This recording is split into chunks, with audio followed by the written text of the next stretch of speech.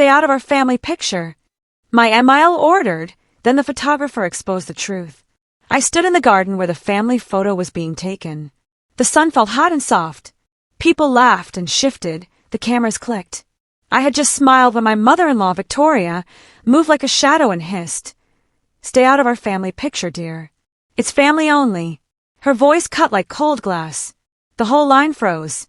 I heard small noises, like someone dropping a glass far away. My smile fell and the world tightened for a second. I stepped back. My feet moved, but my heart felt like it stayed still. Mark, my husband, looked at her and didn't say anything. He thought the words were a small thing. My face was warm with sudden shame. People glanced at me, then away. My cheeks felt too bright. The photographer, Eli, stopped raising his camera. For a moment I wanted to run. For a moment I wanted to put my hand on Mark's arm and make him say sorry. No one did. I forced my lips into a smile. The kind of smile that covers a bruise. Victoria smoothed her dress and smiled like she had only given a polite instruction. Her smile was sharp and planned. Later, when the photos moved on, I kept thinking about that hiss. I kept hearing, "Family only," as if I had been told I belonged to the wrong world. My chest hurt. I wanted to hit something small and soft. If you like stories where truth wins, hit subscribe for more true revenge stories. After the photos, I went to the restroom and shut the door. My hands trembled. I caught my own face in the mirror and saw wet tracks on my cheeks. I had pretended to laugh back at the table. I had pretended the words did not land on me like small stones. But alone, the tears came. I let them fall with no sound. I remember the day Mark and I met. I remember the small apartment we made bright with cheap lights and too many plants. I remembered nights when we were both tired and still talked like we had time. The memory felt soft under the hard, new thing that was Victoria's voice. Mark found me soon. He knocked and then slipped in when I told him to.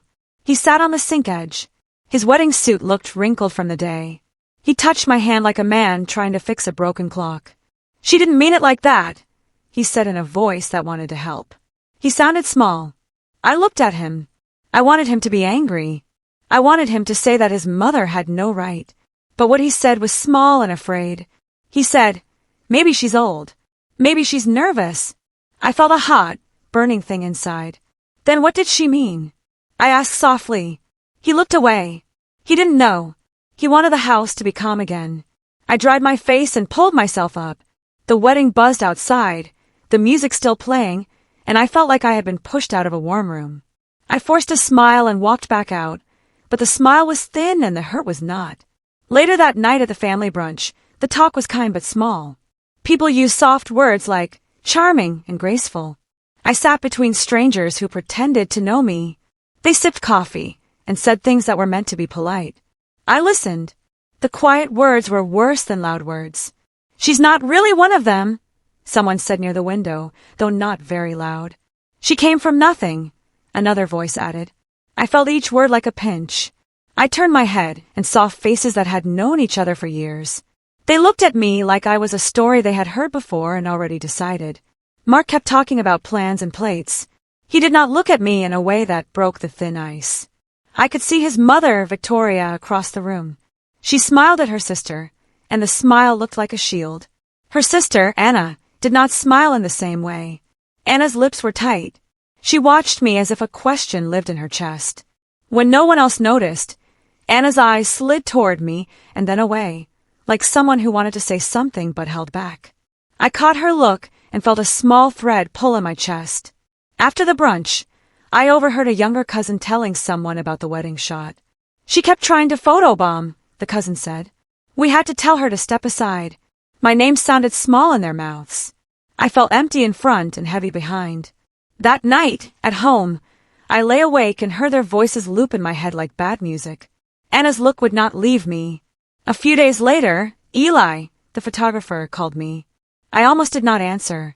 I thought maybe he wanted more money or to sell me an album. He asked if I could come by his studio. His voice was soft and quick. I said yes. The studio smelled like film and old paper. He had photos leaning against the wall, all different sizes. He let me sit and look. Most pictures were pretty and safe. Then he opened a small black folder. He handed it to me like it had weight. I flipped through and saw a photo that made my breath stop. It was the garden from the wedding, but the picture was raw. Victoria's face was turned away. She looked frightened in that photo, like someone had touched an old bruise. The image was of the moment after she hissed at me. Eli did not say anything for a long moment. He watched me as if I were a map he could not read. "You should stay in this one," he said, quiet as a secret. I blinked and did not know what he meant. He shrugged. "There are other pictures. Some I do not usually show." He opened a folder titled, "Before the Wedding, Family Archive."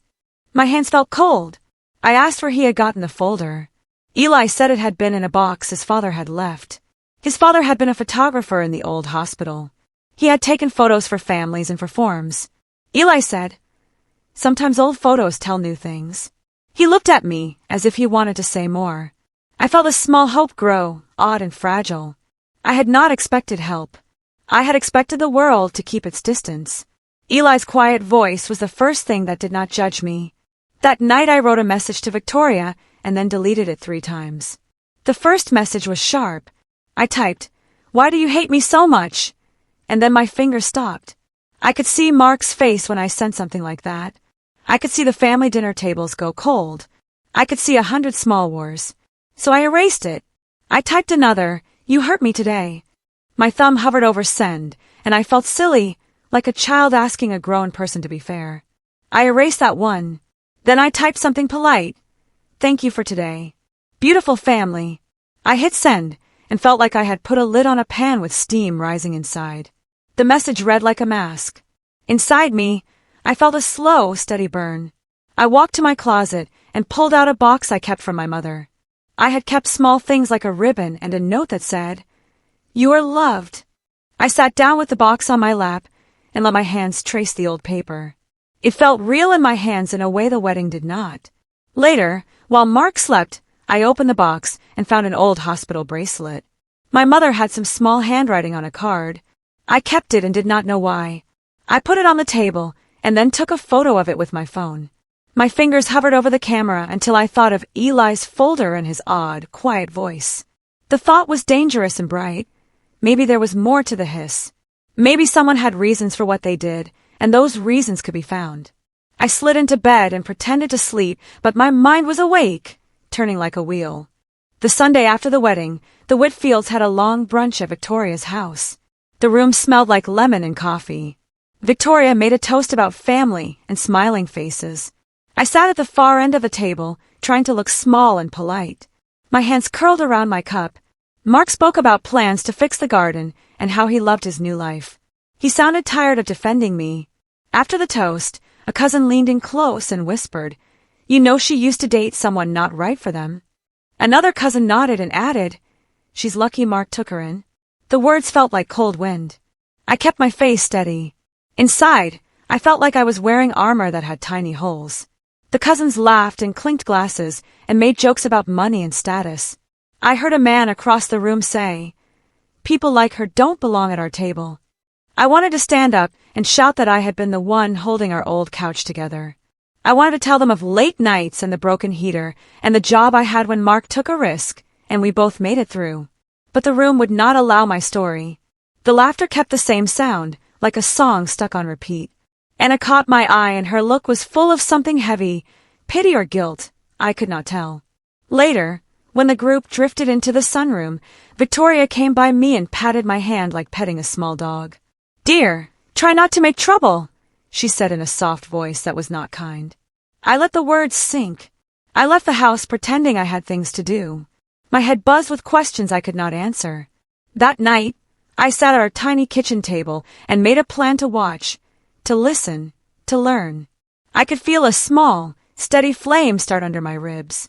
A few days later, Eli sent me a short message asking if I had time to visit a studio again. The message was plain and made me feel oddly hopeful. I went after work, walking through streets that smelled like rain, thinking about the folder in his hands. The studio was quiet and dim. He offered me coffee, and we sat at a small table under a light with dust motes floating. He looked nervous in a gentle way.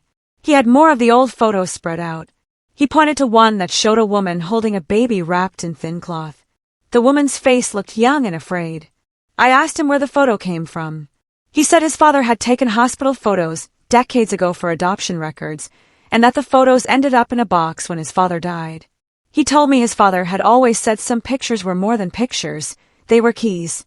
He said, "I thought you should see them." My heartbeat moved fast. I felt a strange pull at the sight of that tiny wrapped baby. Eli handed me another picture. This one had Victoria's face in the background, blurred but clear enough to know it was her. The caption on the back was faded but readable, V. Reynolds, Nursery A, June 1993. My hands were shaking when I read the date. I felt very small and very big at the same time. I asked if he had ever shown these to anyone before. He said no.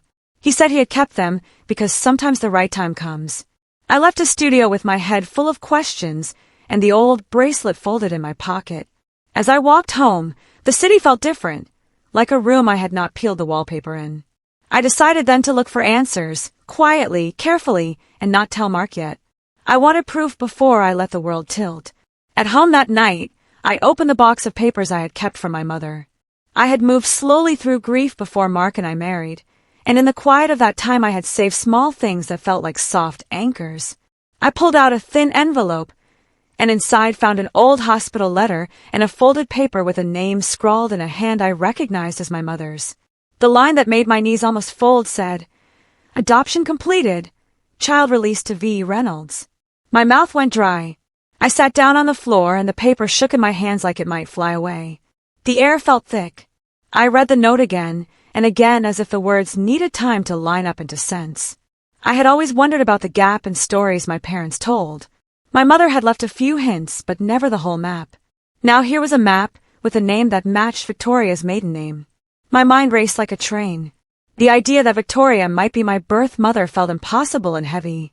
I found myself thinking of the first hiss, "Stay out of our family picture." The phrase rearranged itself in my head into something else, into a deliberate act. I told myself to breathe. I wanted to call Mark. I wanted to throw the papers across the room and scream. Instead, I made tea and sat at the kitchen table with the letter spread before me, like evidence on a desk. Outside, the city lights blinked. Inside, I felt the slow building of a plan. I would not confront anyone without proof. I would not be told to step aside again. I folded the letter carefully and put it into an envelope labeled "Do Not Open." Then I took one last look at the paper and felt the strange, wired hope that came with the first real clue. I ordered DNA kits the next day.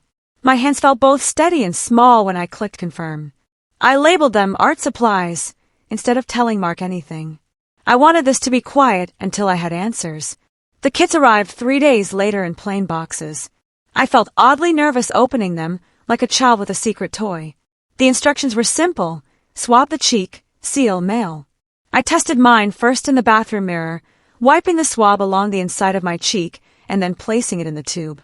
I felt silly, like some school project.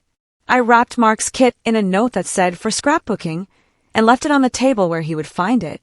He picked it up curious, read the label, and then laughed. "You're making a shrine," he said, smiling. I wanted to tell him everything, but I remembered the way he had looked small and afraid at Victoria's hiss. I wanted to protect him from another quake. "Art project," I said. He kissed my forehead and promised to do it later. I watched him leave for work with the kit tucked under his arm. For the first time I felt like two maps overlapped, the map in my mother's handwriting and the map that might show who we were. In my chest the small flame felt louder. I mailed the kits and tracked them until the lab confirmed delivery. Every hour felt long. I kept busy folding laundry and watering plants. At night I dreamed of hospital rooms and small cries and of Victoria's face behind glass. The waiting felt like standing in a hallway full of doors and not knowing which one might open. 2 weeks felt like a slow train. Then the email came. I opened it with hands that would not stop shaking. The subject line read, "DNA results ready." My breath was loud in the little apartment kitchen. I clicked the link and a PDF popped open. The lab used easy words and numbers. It said, "Test indicates 99.8% probability of maternal relation between tested individuals." My stomach dropped out from under me. I read the words again and again. I felt like someone had taken the ground from under my feet and set it down a little farther away, leaving a gap I had to cross. The number would not change. I sat down hard on the kitchen chair. My heart was pounding.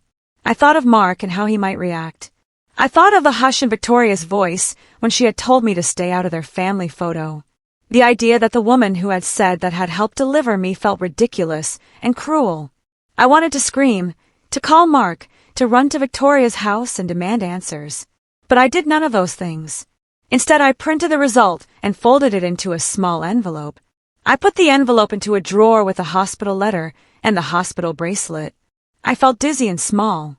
I chose to hold the papers a little longer before revealing anything. The secret throbbed in my hands like a small animal. At night, I lay awake holding the discovery like a bright secret, the kind that could save or ruin everything. I sat across from Mark that evening, holding the printed DNA result inside my sweater pocket. My heart kept jumping in my chest. Mark talked about work, about emails, about the broken drawer in our kitchen. I stared at his face and wondered if he had any idea how much was about to change. Finally, I reached into my pocket and slid the folded paper toward him. "I need you to read this." His smile faded. He opened the page slowly, like he feared a bill. When he saw the numbers, his eyebrows pulled together. What does this mean, Rachel?" he asked, voice cracking. "It means Victoria is my mother," I said. The words felt heavy in the air. He shook his head hard. No. She would have told me. She tells me everything." I sat very still. "Then why does her name match my adoption papers?" His face went pale. "Adoption papers?" His voice became sharp, like he was afraid to hear the next word. I showed him the old letter from my mother's box. He read it 3 times. Then he looked at me like he was seeing a crack in a window that had always been there, but he had ignored. "Mom would never hide something like this," he whispered, almost begging the truth to change. "Wouldn't she?" I asked gently. His breathing grew shallow. I saw the moment a wall inside him began to crumble, but he wasn't ready to let it fall. "She didn't mean to hurt you," he said weakly. But even he didn't believe it anymore. I watched him pull his hands away from the table like the papers burned him. My heart hurt for him, but the truth didn't care about hurt. It didn't wait for anyone to be ready. Mark barely slept. I heard him pacing through the night, footsteps soft as guilt. By morning, his eyes were red. He kept staring at the adoption paper like he could shake a new meaning out of it. Finally, he whispered, "I want a test too." A small relief rushed through me. "I already sent yours in," I said softly. He blinked, stunned, then nodded without anger, only fear. 3 days later, the results came back. They said he was not biologically related to Victoria or her husband. His hands trembled. "So I'm adopted," he whispered. The truth snapped something inside him. Why did she tell me nothing? Why did she hide this from us both? I moved closer, but he backed away. Not out of anger toward me, but because the ground under him was gone. "Rachel, if you're her daughter, and I'm adopted then," his voice broke. "We're not related," I finished. "Not at all." Relief washed over his face for half a second. Then pain drowned it again. "But why would she give you away and keep me?" he whispered, voice shaking. I didn't have the answer yet, but I felt it like a shadow behind us. He sank into a chair and held his head in his hands. I knelt beside him. "We'll find out together." He stayed silent for a long time. Then he whispered, "What if I don't want to know?" I didn't answer. Because I did want to know. I needed to know. Even if he wasn't ready, the truth was coming, like a door swinging open. The next morning, I searched old legal archives, city records, and newspaper files. I felt like a detective with shaking hands. Every small clue pushed me deeper into questions I had never thought to ask. I found the adoption court record for Mark. The document was sealed, but the public note confirmed one thing. Infant male transferred to V. Reynolds under private adoption agreement. My breath hitched. It matched the handwriting on my own envelope. A pattern was forming, 2 babies tied to the same name. But why? I needed one more piece. I returned to my mother's attic, the dust thick and warm. I pushed aside old boxes until I found a folder labeled Rachel Early Years. Inside it was a photo of my mother holding me, her eyes tired but loving. Under it was a note she had written. "I never regretted keeping you safe." Safe? From who? My chest tightened. At the bottom of the folder was a sheet folded many times. I opened it carefully. It was a letter she had never sent. Victoria, I know why you want silence, but she deserved better than to be hidden. My hands shook. This was no mistake. My adoption, my life, had been shaped by a secret someone wanted buried. I closed the attic box slowly. My heart felt like a drum in my ears. I knew then I had to confront Victoria. Not to fight, but to see the truth in her face. Even if she slammed the door. Even if she lied. I needed to stand in front of her and ask why a mother would erase her own child. When I reached Victoria's house, the lawn looked too perfect, like nothing dark had ever happened behind its windows. I stood on the porch, clutching the letter I had found. My heartbeat echoed in my neck. When she opened the door, her smile froze the moment she saw the papers in my hand. "We're not doing this," she snapped and tried to shut the door. I stopped it with my palm. "Why did you give me away?" I asked. Her face went white. The door trembled between us. "You know nothing about the past," she hissed. "Leave it buried." But I didn't move.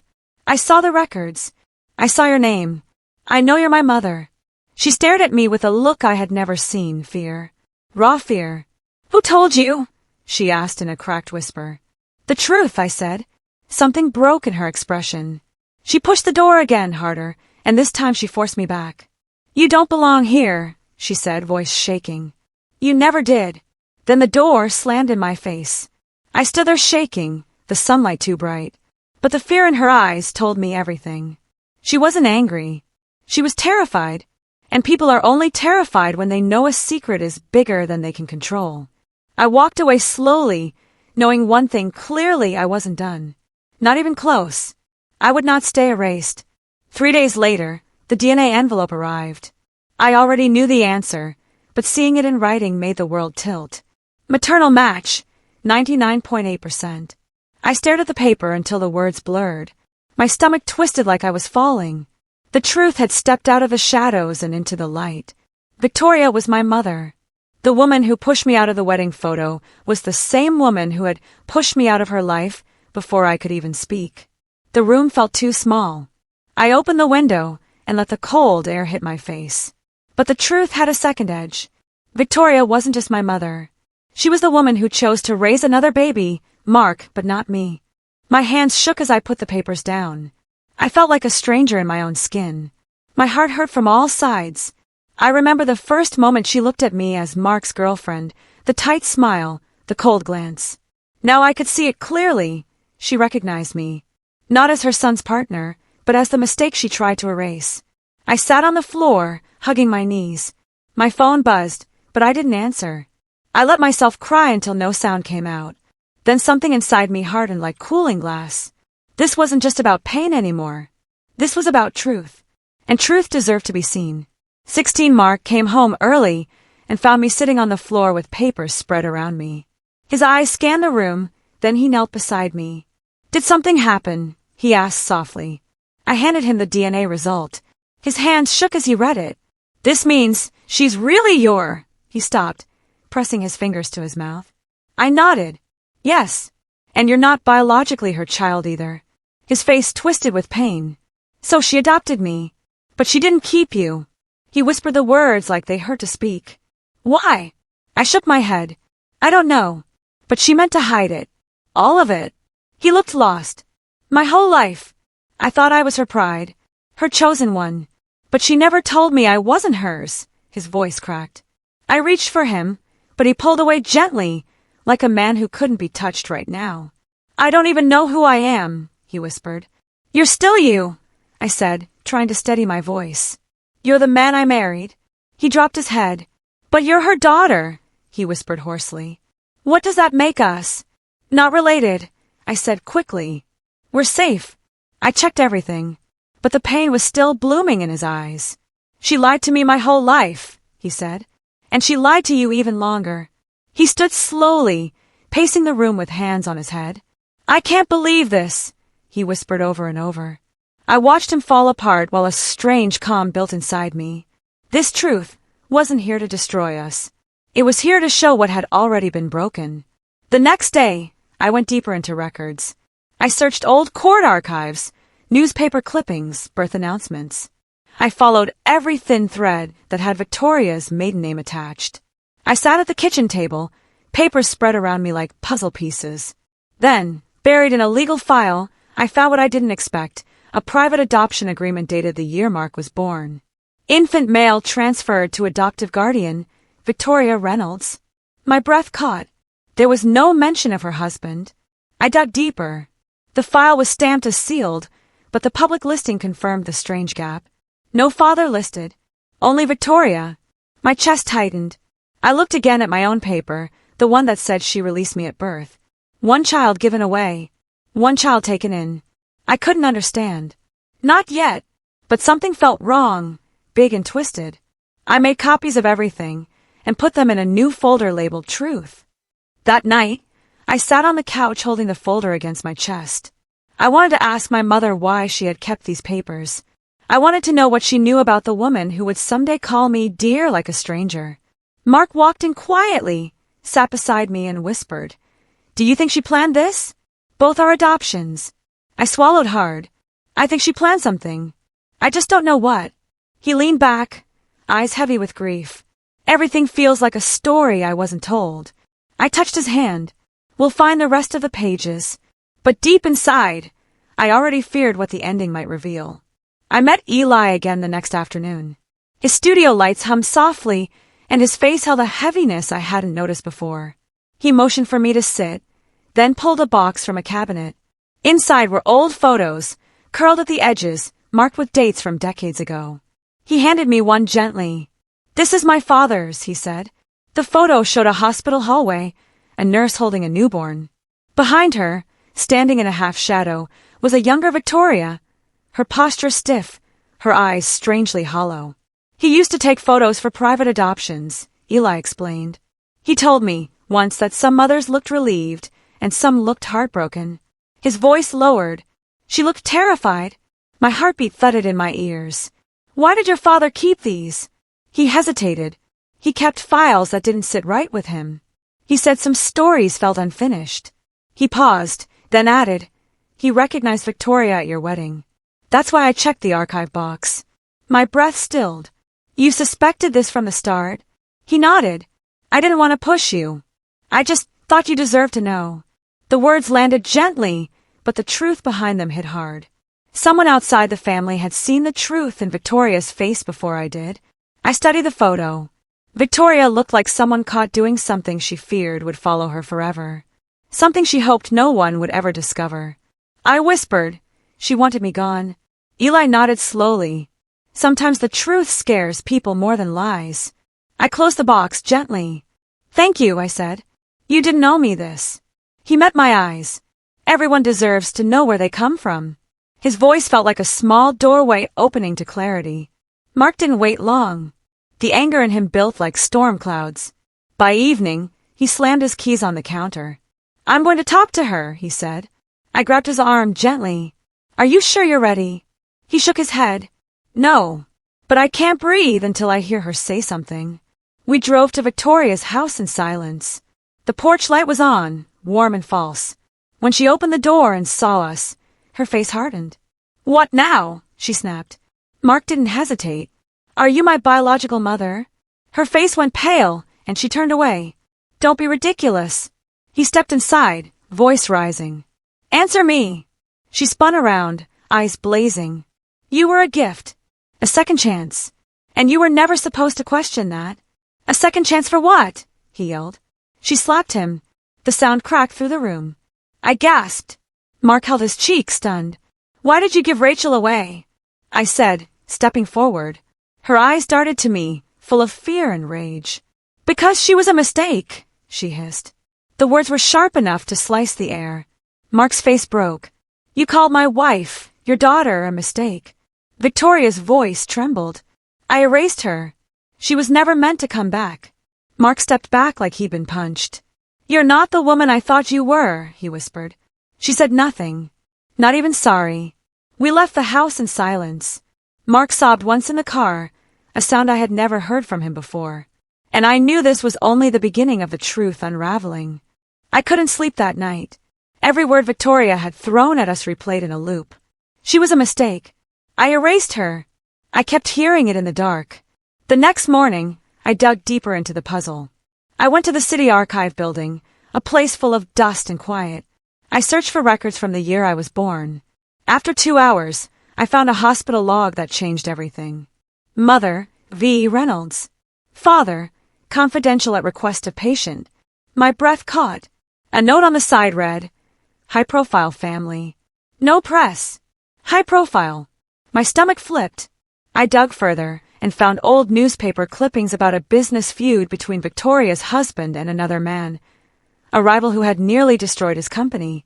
The article mentioned a rumor of an affair, though no names were given. But one line stood out. Speculation about possible relationship between the rival and a young woman named Reynolds has resurfaced. I felt the room steady and tilt all at once. The pieces clicked into place. I wasn't just a secret. I was the result of the affair that nearly ruined the Whitfields' empire. Hiding me wasn't simply shame. It was strategy. And giving me away had protected her marriage, her image, her world. Meanwhile, adopting Mark had repaired her story. A perfect family, a perfect son, a spotless life. My hands shook with anger and clarity. I whispered the truth aloud. She didn't give me away because she had to. She gave me away because I didn't fit her picture. And for the first time, I felt something new, not just hurt. Purpose. I sat at the kitchen table with all the papers spread out, each one a piece of truth that hurt and healed at the same time. I kept thinking about the hospital record, the note about the affair, the newspaper clipping. Victoria hadn't acted out of fear for me. She acted out of fear for herself. She had erased me to save her perfect image, then build a spotless life around a lie. I held my mother's letter again. She deserved better than to be hidden. I whispered those words until they settled inside me like a stone. When Mark came into the room, he looked exhausted. His eyes were red, and he moved slowly, like his body was heavier than usual. I don't know what to do, he said. She was my whole family, and now I don't know who she is. I reached for his hand. You don't have to choose right now. He shook his head. But what do you want? I looked at the papers, the truth glowing like a small fire. I want to stop running, I said. I want the truth out. Not for revenge. For air. Mark let out a slow breath. I can't face her again, he whispered. Not right now. I nodded. Then don't. I will. I felt something settle inside my chest, like a door had clicked shut behind us, and another had opened in front of me. This wasn't just my story anymore. It was Mark's too. And if he couldn't fight, I would. For both of us. I gathered the papers into a neat stack. The first clear step formed in my mind. Tell the truth. Show the truth. Make the truth undeniable. 2 days later, I met Eli at a studio again. The place felt familiar now, like a small refuge. He was cleaning lenses when I walked in. He looked up and saw the tightness in my face. You found more, he said quietly. I nodded and spread the documents across the table, DNA results, hospital logs, photos, clippings. He looked at them slowly, his brow tightening. This is bigger than I thought, he murmured. It's not just a secret. It's a whole story she tried to bury.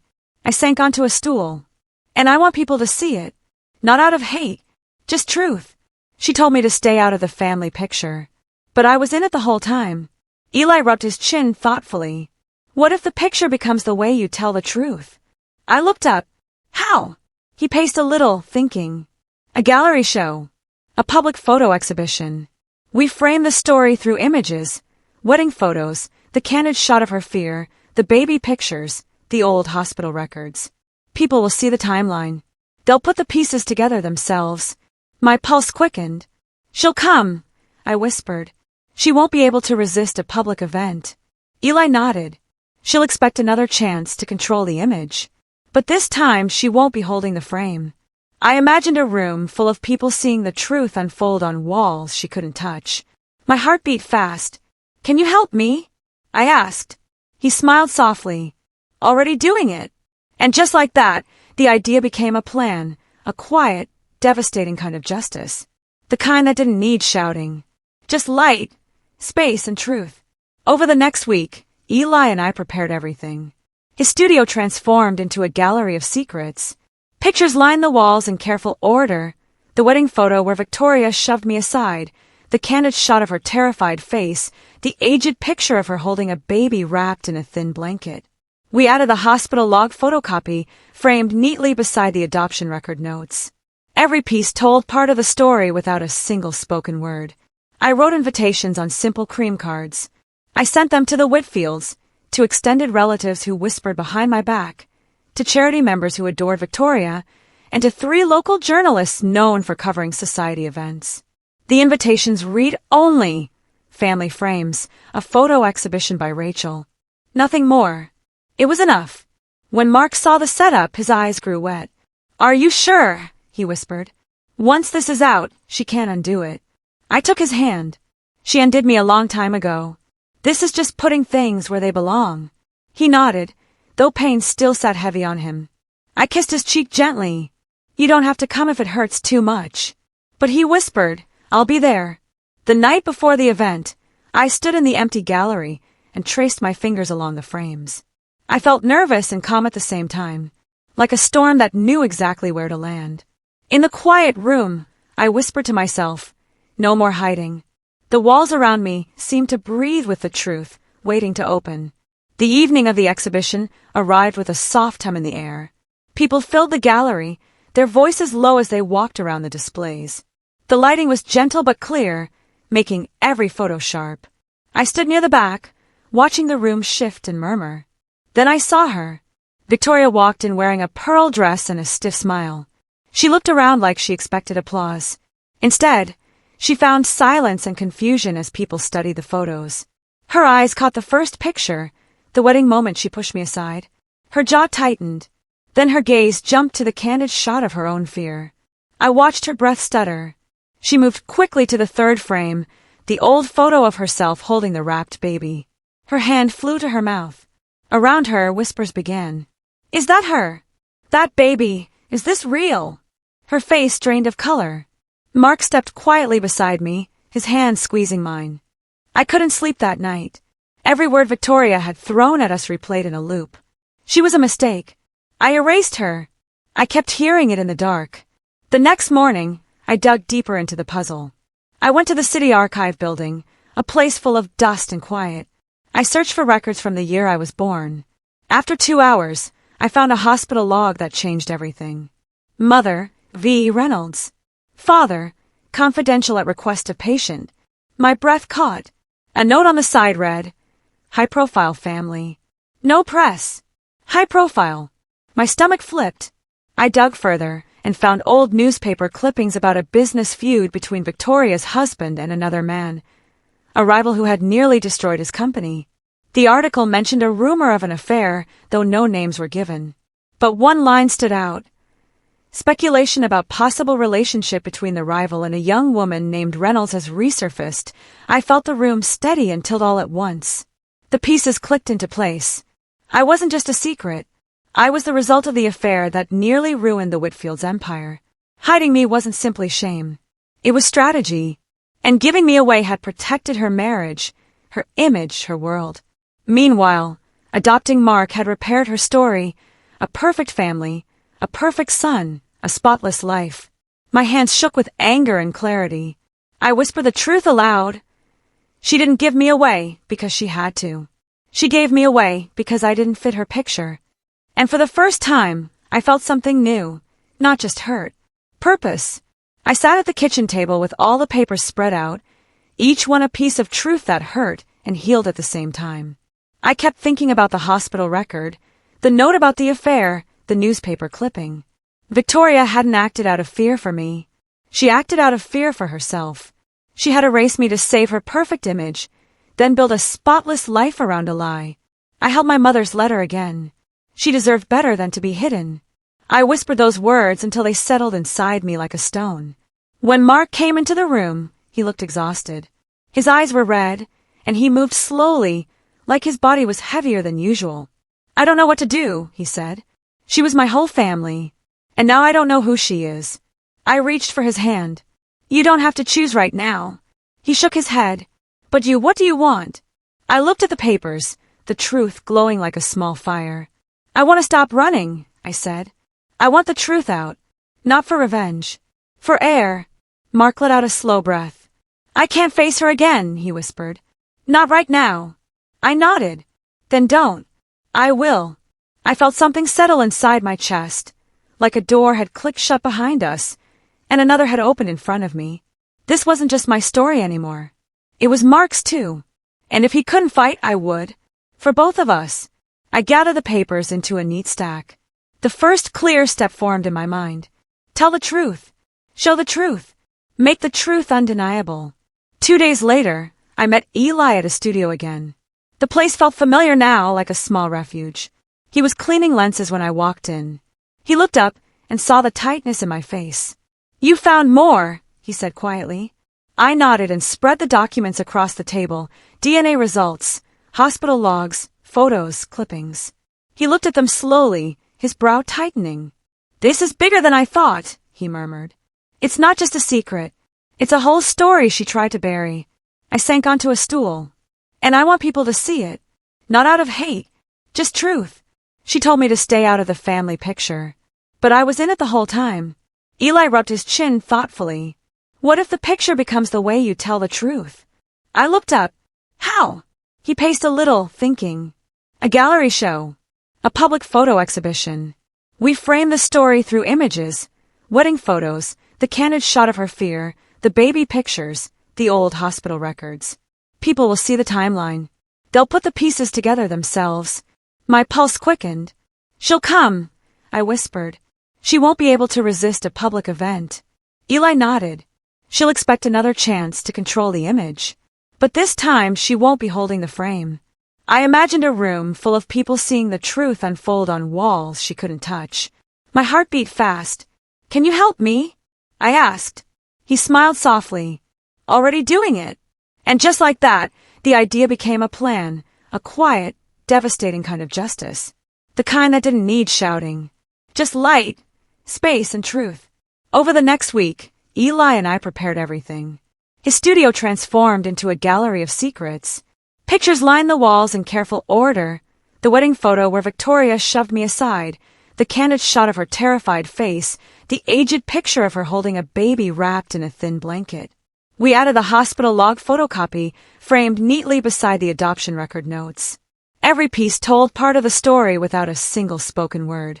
I wrote invitations on simple cream cards. I sent them to the Whitfields, to extended relatives who whispered behind my back, to charity members who adored Victoria, and to 3 local journalists known for covering society events. The invitations read only family frames, a photo exhibition by Rachel. Nothing more. It was enough. When Mark saw the setup, his eyes grew wet. Are you sure? He whispered. Once this is out, she can't undo it. I took his hand. She undid me a long time ago. This is just putting things where they belong. He nodded, though pain still sat heavy on him. I kissed his cheek gently. You don't have to come if it hurts too much. But he whispered, I'll be there.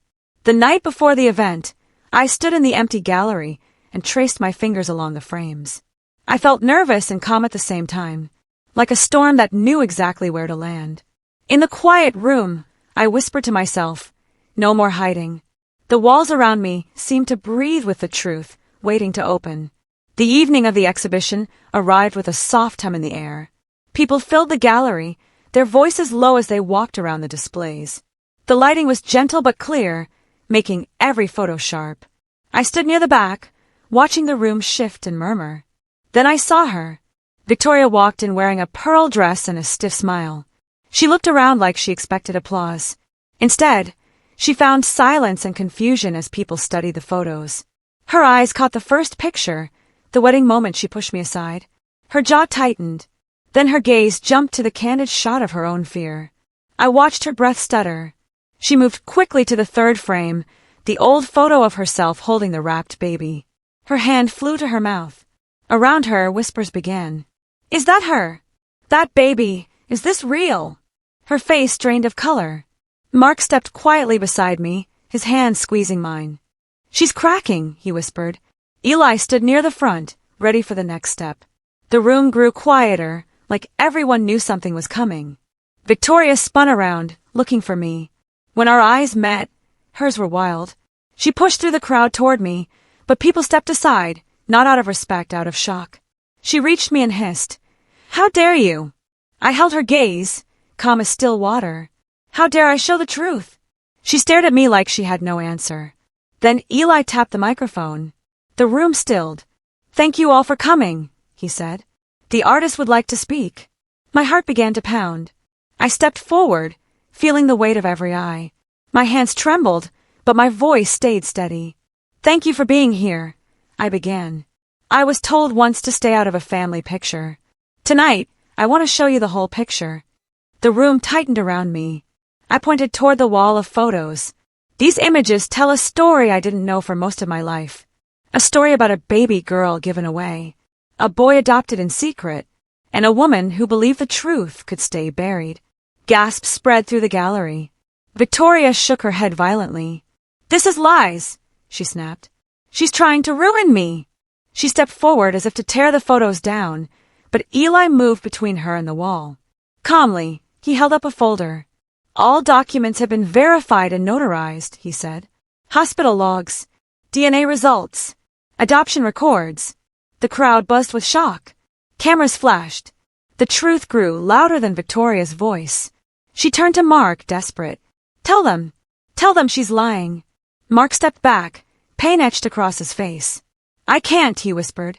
"Because she's not." Victoria's face crumpled, fury twisting into fear. "You were never supposed to find out," she cried. "Either of you." I stepped closer, my voice soft but sharp. "I wasn't the mistake. The lie was." She stared at me, shaking, then suddenly fled the gallery, pushing past everyone. The room erupted with whispers and questions. Reporters scribbled notes. Strangers looked at me with wide, startled eyes. I took a deep breath. Revenge had not been loud or violent. It had been a picture, a frame, a truth finally allowed to develop. Victoria's exit shattered the room like dropped glass. The murmurs swelled as people pieced the story together. I stood still, letting the storm pass over me. Cameras flashed. A reporter approached, asking, "Did you know you were her daughter all along?" I shook my head. "No. I learned the truth recently. I simply chose not to hide it." Someone whispered, "It's brave and heartbreaking." Another said, "She kept this secret for decades." Eli stayed close, ready to shield me from too many questions. Mark stood near the wall of photos, staring at the picture of himself as a baby. His expression was full of grief and something like freedom. After about 20 minutes, the noise softened. Most people stepped aside to quietly look again at the photos, as if rereading a book now that they understood the meaning. My heart pounded, but not from fear, from release. Then I heard a sharp voice from the doorway. "This is defamation." Victoria had returned with her lawyer. Her eyes were wild. Her lawyer marched forward and waved a paper in the air, shouting about lawsuits. But Eli calmly handed him a thick folder. "All documents are authenticated," he said. "You can verify each one." People leaned in, listening. Victoria's lawyer flipped through the pages, his face growing stiff. "This is real," he muttered. The room waited. Finally, he pressed his lips together and said, "I can't advise you to pursue action." Victoria stared at him in disbelief. Reporters scribbled faster. She backed toward the door, eyes darting between me and Mark as though we had taken something from her. But we had only revealed what she hid. Then she fled the gallery for the final time. The room exhaled. Truth had won, not with shouting, but with simple, undeniable light. And everyone saw it. In the days that followed, everything changed fast. Social media exploded with photos from the gallery. Headlines popped up online. Socialite matriarch exposed for hiding secret daughter. Adoption scandal rocks Whitfield family. Decades of lies uncovered through photo exhibition. My phone filled with messages from strangers. Some kind, some curious. People wrote things like, "Thank you for showing what hidden families go through," and "Your courage gave me courage." I hadn't expected that. I only wanted truth. Now truth had gone public. Mark couldn't leave the house for a few days. He sat on the couch, staring at the same spot on the wall. "Everyone knows," he said in a flat voice. "Everyone." I sat beside him. "It's not your fault." He shook his head. "But it was my life." I nodded. "And now you get to decide what it becomes." He leaned against me, exhausted. Meanwhile, Victoria vanished from public view. She closed all her social accounts. The charity board she led removed her name. People who once praised her now whispered about scandal and lies. I expected to feel powerful, but instead I felt quiet. The truth had landed like rain, soft but heavy. Eli checked on me every day. "You okay?" he asked gently. I answered honestly, "I don't know yet." The gallery began getting calls asking to keep the exhibit open longer. People wanted to see the story. I never planned for it to go viral. I just wanted light on the truth. But maybe the world needed the story as much as I needed to tell it. A week later, the noise finally began to fade. Reporters stopped calling every hour. The online comments slowed. Even the whispers around town softened. For the first time in days, the world felt still. I sat on my sofa, wrapped in a blanket, letting the quiet settle. The truth was out, but my chest still felt heavy. I kept thinking about the years of cold glances, the little insults, the quiet cruelty that I had brushed aside. Now I understood the reason behind it, but understanding didn't undo the hurt. Eli came by that afternoon with takeout and soft eyes. "You look tired," he said. "I am." We sat on the floor, eating noodles out of paper cups. He didn't ask questions. He didn't push. He just sat, giving me space. "Everyone keeps calling me brave," I said. "I don't feel brave. I just feel hollow." He nodded. Sometimes truth does that. It breaks the walls but leaves the room empty. I leaned back against the couch. "Does it get better?" Eli thought for a moment. "It becomes real. And real is easier to live with than lies." His voice was gentle, and something inside me steadied a little. Mark stayed mostly in the bedroom, processing his own shock. He didn't have words yet, and I didn't force them. Every so often he would walk out, sit beside me silently, and then return to his room. We were two people learning to breathe again after a storm. That night, I lit a candle and watched the flame flicker. The truth had taken something from me, but it had given something too. Space. Air. A beginning. One morning, a knock sounded at the door. A man in a neat suit stood there holding a formal envelope. "Legal notice for Ms. Rachel Whitfield," he asked. "Reynolds." I corrected without thinking. He handed me the envelope and left. I opened it carefully. Inside was a letter from Victoria's attorney. It read, "This notice serves to inform you that Victoria Whitfield intends to legally remove you from any inheritance claims or family estate associations." I let out a startled laugh. It felt strange, sharp, almost amused. "You can't disown what you gave away," I whispered. I showed the letter to Mark when he came out of the bedroom. He read it slowly, then sank onto the couch. "She's still trying to control the story," he said. I nodded. "She can't erase the truth now." He looked at me sadly. "Are you okay?" I shrugged a little. "It hurts less than I thought. Maybe because she never treated me like family anyway." Mark put his face in his hands. "I'm sorry for everything she did." I touched his shoulder gently. "None of this is your fault."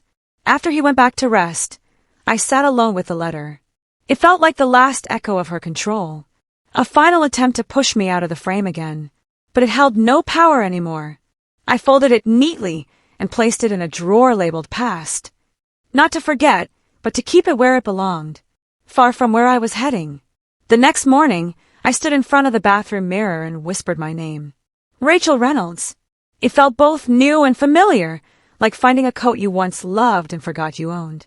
My reflection looked steadier than before. I wiped away the last traces of tears and pulled my hair back. Today was the day I reclaimed myself. I opened my laptop and filled out the official name change form. Line by line, I wrote my truth into the document. Not Whitfield. Not hidden. Not erased. Reynolds. The name I should have carried from the start. After I submitted the form, a strange quiet filled my chest. Like something had been lifted. I changed my email signature, my social accounts, even the label on my mailbox. Every change felt like peeling off an old sticker. Mark watched me quietly from the doorway. "It suits you," he said softly. I smiled. "It's who I am." He nodded, eyes misty. "I think I'm still trying to figure out who I am." I stepped closer, one step at a time. Outside, the sky was bright and clear, the kind of day that felt like a beginning. I grabbed my jacket and whispered to myself, no more living in someone else's shadow. And with the truth behind me and my real name in front of me, I felt the first spark of what my life could become. Now that I had my name back, I wanted to give something back to others who had lived in shadows like mine. I talked to Eli about ideas while we sat on his studio floor organizing prints. He listened quietly, like he always did. I want to help adoptees, I said slowly. Not with answers, but with voice. Eli nodded. Photos tell truths people don't have words for. His comments sparked something inside me. That night, I drafted a proposal for a photography scholarship for adoptees. I called it the Family Frame. It would help young people tell their stories through pictures, showing their journeys, their roots, their truths, cropped or not. I reached out to local art groups, adoption networks, and even a few reporters who had covered my exhibit. Doors opened quickly. People said things like, "Your courage inspired so many, and your story reminded us that families come in all shapes." I built a website and posted a simple message. Everyone deserves to be seen. Within days, submissions began coming in, kids with cameras, teens with questions, adults searching for birth records. Each message felt like a tiny echo of my own story. When I showed Mark the scholarship page, his eyes softened. "You're turning pain into something good," he whispered. I shrugged. Maybe. Or maybe I'm just framing it differently. Eli smiled when he read the mission statement. "This will help people," he said. And for the first time in a long while, I felt purpose growing stronger than the hurt. The day Victoria returned, I was watering the plants by the window. A soft knock came, the kind that sounded unsure. When I opened the door, she stood there. No pearls, no perfect hair, no steel posture. Just a worn, older woman with tired eyes. "Rachel," she whispered. It was the first time she'd ever said my name without poison in it. I stepped aside, though my heart tightened. She walked in slowly, looking around like the air itself might judge her. "I didn't come to fight," she said. "I came to explain, if you'll let me." I folded my arms, but nodded. She sank into a chair, hands trembling. "I was scared," she began. "When I got pregnant with you. I was young and stupid. Your father wasn't my husband. If the truth came out, the Whitfields would have thrown me out. I thought giving you up would save everyone." Her voice cracked. "When I adopted Mark later, I told myself I was fixing my mistake. But every time I saw you, I remembered what I did. I didn't hate you. I hated myself." I stared at her, emotions tangling, anger, grief, pity, confusion. "Then why treat me like trash?" I whispered. She wiped her eyes. "Because you reminded me of the weakest version of myself." Silence hung between us like heavy rain. I finally spoke. "I wasn't the mistake. The lie was." She cried quietly. "Can you ever forgive me?" I breathed slowly. Forgiveness is different from returning. "I can forgive, but I won't come back." She nodded weakly. "I deserve that." When she left, I didn't feel victory. I felt release. After she walked away, the house felt strangely lighter, but not empty. I made tea and sat quietly, letting the conversation replay in my head. Her words had carried guilt, not excuses. I could feel that. But forgiveness wasn't a door you opened for someone else. It was one you opened for yourself. The next morning, Mark sat across from me at breakfast. He had heard the whole story from me the night before. "Are you okay?" he asked softly. I nodded. "I think so." Then I added, "I forgave her. But I'm not going back to her world. Not ever." He nodded slowly. "I don't think I can go back either." For the first time, I saw real peace forming in his expression. Not the kind forced by his mother, but the quiet peace of someone choosing his own identity. Later that day, I walked to the river with my camera. I took photos of the water, the sky, the way sunlight hit the stones. I wasn't trying to make art. I was trying to breathe. When I returned home, I placed all the old documents, the DNA results, the hospital logs, the adoption papers, in a box. I labeled it truth. Not pain. Not shame. Just truth. I stored it in the closet, not to hide it, but to show myself that I no longer needed it in front of me every day. That evening, Eli called. "How are you feeling?" he asked. "Like the last page of a chapter," I said honestly. "But not the last page of the book." He smiled through the phone. "Then it's time to write the next one." I knew he was right. Eli and I met at a cafe the next morning to discuss expanding the family frame. As we talked, an idea formed, bigger than a scholarship, bigger than a single gallery. "What if we made a photo book?" he suggested. A collection of stories like yours. Uncropped. Honest. The word uncropped struck me. A picture that shows everything people try to hide. I loved it instantly. We began gathering stories from adoptees who wanted to share their journeys. Some painful, some joyful, all real. Eli photographed each person gently, letting them tell their own story with their pose, their expression, their setting. I interviewed them, learning about secrets, reunions, heartbreaks, and healing. The book began to grow, page by page, story by story. We titled it Uncropped, The Family We Hide. When we submitted it to publishers, 3 responded within a week. They called it raw, necessary, powerful. Working on the book felt like stitching something torn back together. Not the old life, but a new one built from truth. One afternoon, as we reviewed the layout, Eli looked at me and said, "You turned your history into a lantern. People can see through it now." I felt warmth in my chest, not because of praise, but because it was true. The book wasn't about exposing anyone. It was about freeing people. By the time we finished the manuscript, I knew this project was bigger than me. It belonged to everyone who had ever been told to stay out of the picture. One evening, weeks later, I opened my door and found Mark standing there. He looked thinner, older in a way grief makes people grow. He held a small box in his hands. "Can I come in?" he asked. I nodded and stepped aside. We sat on the couch in silence for a minute. Then he spoke. "I wanted to give you this." He handed me the box. Inside was our wedding photo, one of the few where Victoria had not interfered. We both looked young, hopeful. I lifted the frame carefully. "Why give this to me now?" He sighed. "I'm leaving town for a while. I got a job offer in Denver. I think I need to start over." I nodded slowly. "I understand." He swallowed. "Rachel, I'm sorry. Not just for what my mother did. For all the times I didn't defend you. I see it now. I should have been stronger." I touched his hand gently. We were both living inside her story. Now we're not. His eyes filled with tears. "I loved you. I still do in some way. I just lost myself." "Sometimes losing is how we learn," I said softly. He nodded. "I hope you find everything you deserve." I smiled sadly. "I hope you find yourself." Before he left, he looked back once. Not with regret, just a quiet acceptance that our story had changed chapters too. When the door closed behind him, I felt both the loss and the freedom. Both were real. A month later, news reached me that Victoria had passed away quietly in her sleep. No dramatic ending, no final scene. Just silence. Her lawyer contacted me, asking if I wanted to collect a box she had left for me. After some thought, I agreed. The box was small, tied with a pale ribbon. I opened it at home, sitting on the floor with the window open. Inside were old photographs, ones I had never seen. There I was as a newborn, wrapped in hospital blankets. There was one of Victoria holding me, her eyes full of something I couldn't name. Fear? Love? Regret? A letter rested at the bottom. I opened it carefully. "Rachel," it began, "you were the best thing I ever created. I was just too weak to claim you." My breath caught. She wrote about shame, fear, mistakes, and the image she had protected more fiercely than her own children.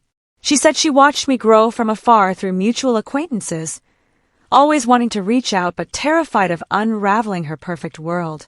"I hope one day you will live braver than I ever did," she wrote. "You already have." I folded the letter slowly. There was no joy in it, no sadness, just truth. And truth was enough. I placed the letter in the truth box, beside all the others. Then I whispered into the quiet room, "Goodbye, Victoria." And I meant it. A week later, I drove to the Whitfield mansion for the first time since the wedding.